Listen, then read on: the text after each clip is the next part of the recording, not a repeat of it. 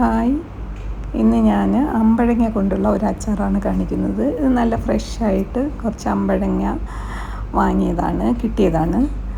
അത് കൊണ്ടിട്ട് അച്ചാറിട്ട് കാണിക്കാം.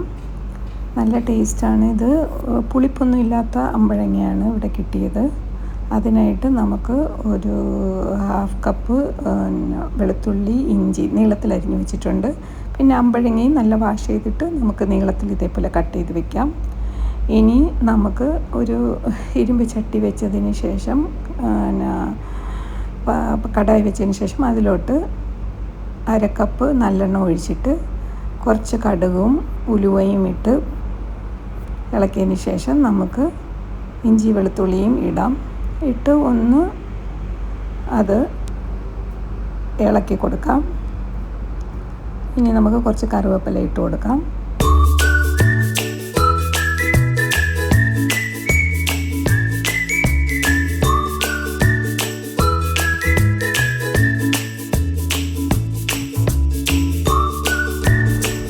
ഇനി 2 സ്പൂൺ ആവശ്യത്തിനുള്ള ഉപ്പ് ചേർക്കാം.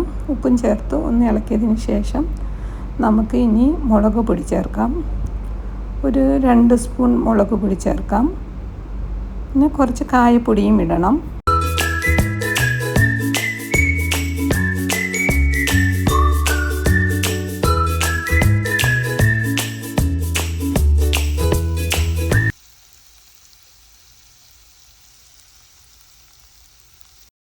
മുളക് പൊടി ചേർത്തിട്ട് നമുക്ക് ഉടനെ തന്നെ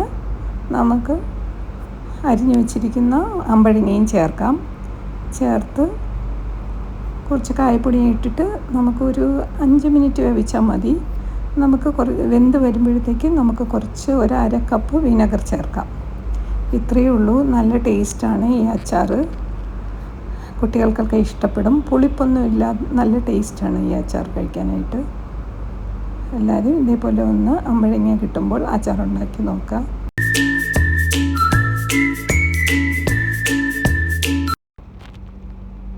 കൂടുതൽ അത് വേവേണ്ട ആവശ്യമില്ല, എന്നാലേ അത് നല്ല ഇതായിട്ടിരിക്കുള്ളൂ.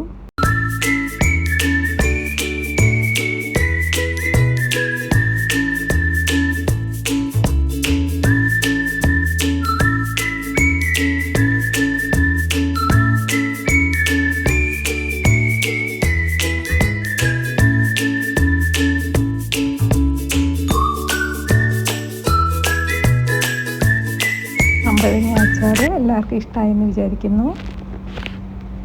Thanks for watching.